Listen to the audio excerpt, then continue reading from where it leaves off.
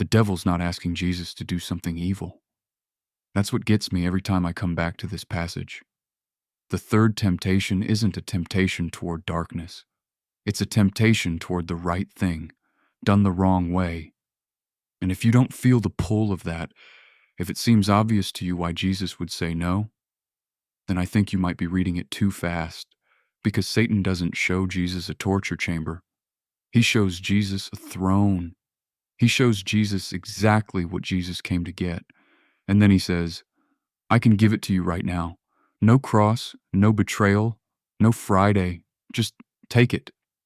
And Jesus says no. And the question that should haunt you is, why? Let's get into the text. Matthew 4, verses 8 through 11. I'm reading from two translations because the differences matter. First, the ESV. Again, the devil took him to a very high mountain and showed him all the kingdoms of the world and their glory. And he said to him, all these I will give you if you will fall down and worship me. Then Jesus said to him, begone, Satan, for it is written, you shall worship the Lord your God, and him only shall you serve. Then the devil left him, and behold, angels came and were ministering to him. Now the NRSV, which handles the Greek a little differently in places. Again, the devil took him to a very high mountain and showed him all the kingdoms of the world and their splendor.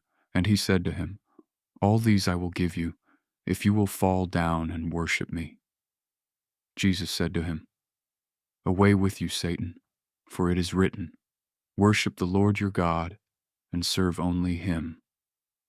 Then the devil left him, and suddenly angels came and waited on him. The ESV says glory.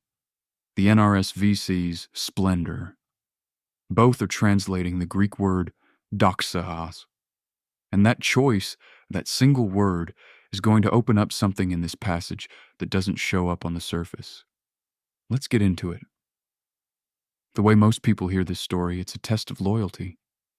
Satan makes an offer. Jesus refuses. Satan loses. The moral is something like, don't compromise your faith for worldly power. Don't worship anything but God. And then you might picture this on a mountain somewhere in ancient Judea, some spiritual confrontation between supernatural beings, and the lesson is something you nod at and move on from. And there's nothing wrong with that reading as far as it goes. It's not inaccurate. It just stops at the surface.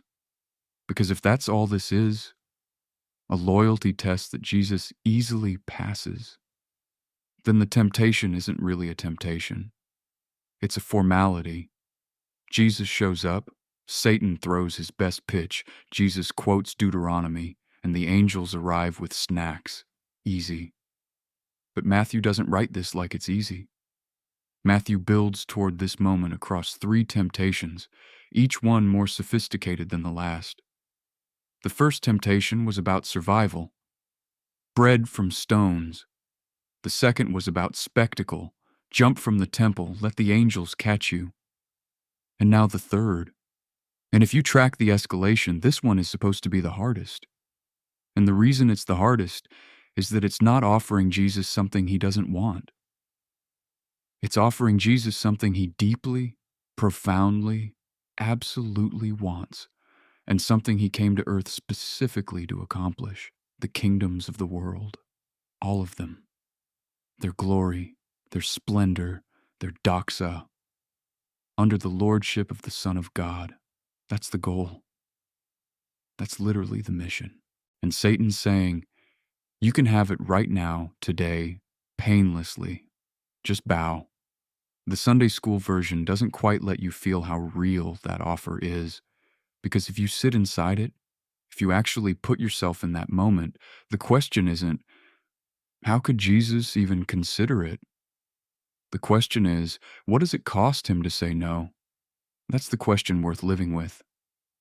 So let's go into the text. The Greek word that Matthew uses for showed him, Edeixen, is worth your attention. It comes from deiknoumi, which doesn't just mean pointed at. It means to show in the sense of making fully visible, presenting something for consideration. It's the word used when someone shows you evidence, when a teacher demonstrates something, when you're meant to really see it. And what Jesus really sees is described in two layers. First, all the kingdoms of the world. Pasas tas basileas to kosmo. All of them. The Greek pas here is emphatic and total. Not most kingdoms, not impressive kingdoms. All of them. Unified, comprehensive, complete. And then the second layer, kai ten, doxan, auton. Their glory, their doxa. Now, doxa is one of the richest words in the Greek New Testament, and it's being used here in an interesting way. Usually when you see doxa, in a theological context, it means divine glory, the radiance of God's presence, the weight of God's being made visible. It's the word used for the transfiguration. It's the word used for the glory of God that fills the temple. But here, Satan uses it to describe the kingdoms of the world, their doxa, their splendor, their power, their prestige. And there's something almost cheeky about that, because Satan is essentially taking theological vocabulary, the language of divine radiance, and applying it to human empires. He's saying, look, the thing you think only God has, I can show it to you right here, embodied in Babylon and Rome and Egypt and all the rest. And then he makes his claim. All these I will give you, if you will fall down and worship me. Now here's where the Greek structure matters. The verb translated fall down and worship is proskuneses, from which literally means to prostrate yourself before someone, to bow face down in submission. In the ancient world, this wasn't just a religious act. It was a political act. It's what subjects did before emperors. It's what vassals did before kings. So Satan isn't just asking Jesus to say a prayer to him. He's asking Jesus to enter into a political relationship of submission, to become his vassal, to rule the kingdoms of the world, but as Satan's appointed king, not as the Son of God. And the word Jesus uses in response, he doesn't say no, thank you. He says hupaij, which is sharp, direct, almost dismissive. Get away. Some translators render it away with you. The NRSV uses that. It's an imperative of removal. Leave. Now. And then Jesus quotes Deuteronomy 6:13. You shall worship the Lord your God, and him only shall you serve. The Hebrew behind this is the Shema context. This is the bedrock of Jewish monotheism. But catch what Jesus does with it. He adds a word.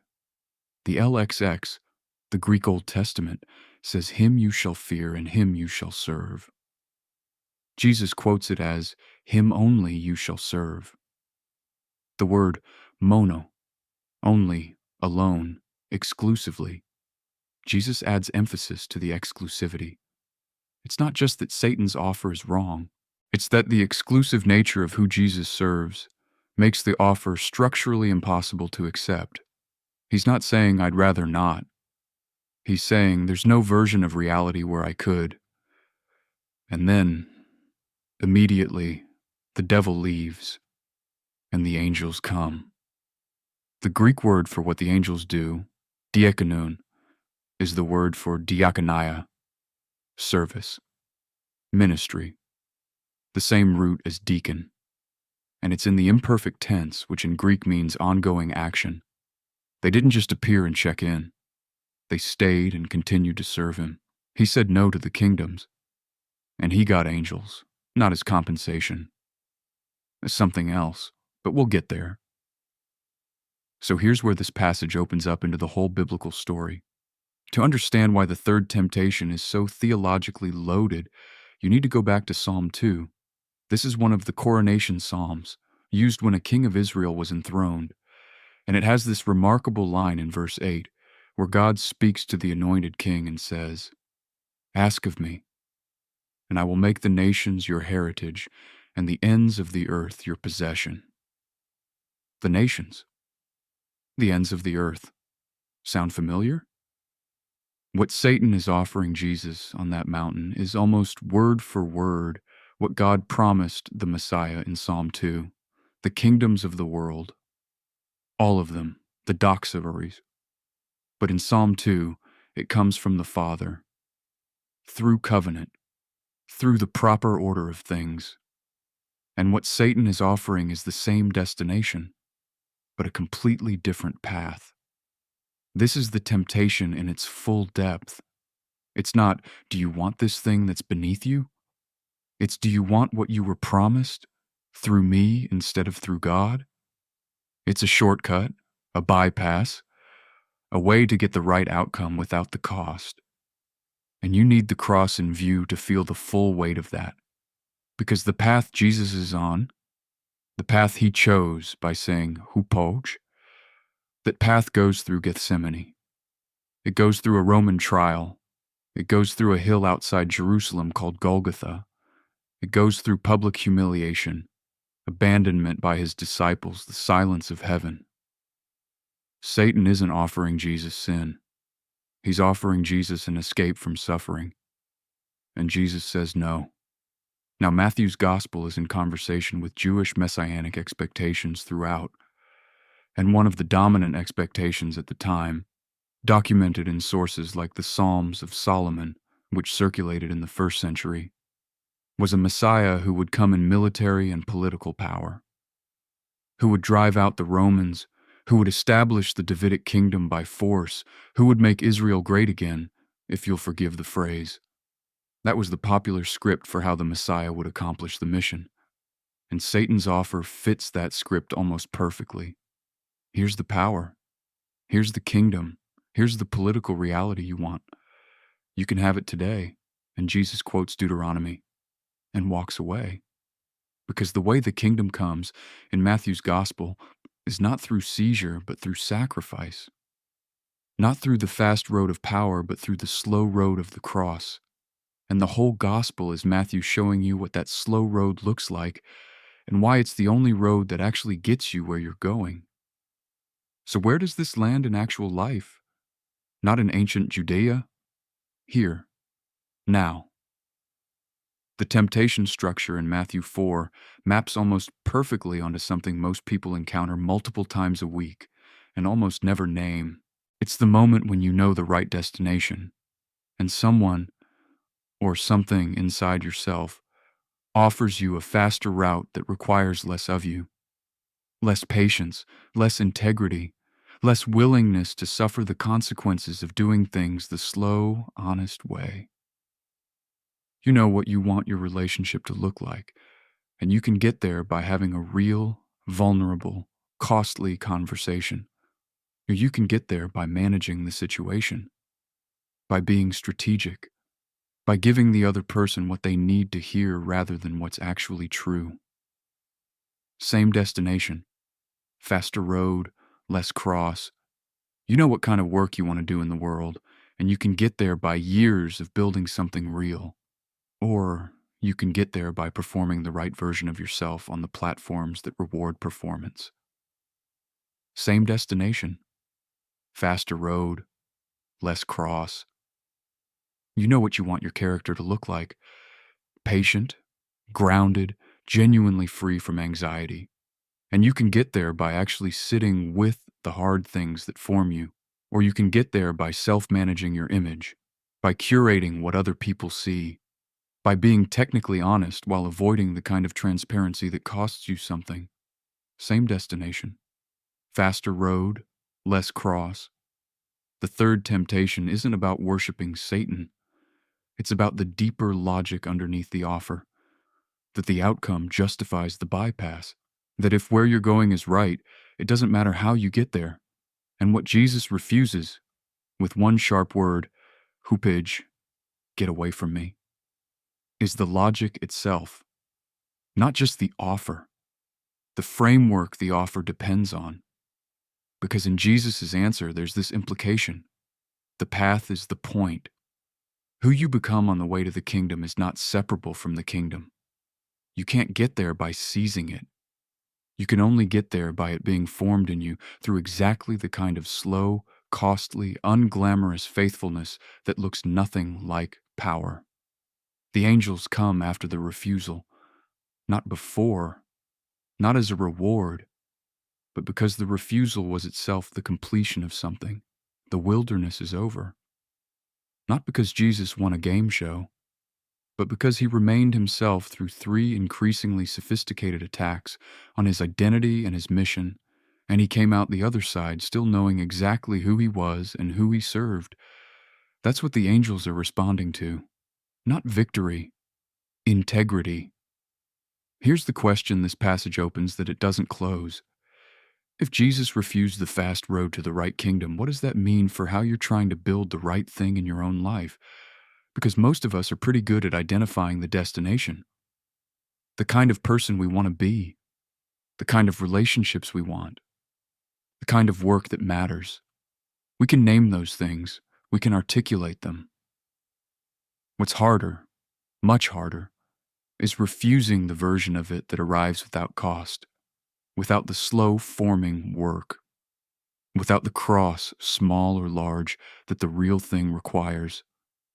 And that's not a comfortable question to sit with, because most of us, if we're honest, have been bowing, not to Satan, to the shortcut, to the version of the right destination that doesn't require us to go through the thing that forms us. What would it look like to say hupage to that? To your version of the fast road? To the strategy, the performance, the management of outcomes, to the way you've been trying to get to the right place without paying the price the right place actually costs? Jesus walked out of the wilderness and straight toward Jerusalem. He knew where the road went. He went anyway. What road are you avoiding? We'll keep going next week in Matthew 4,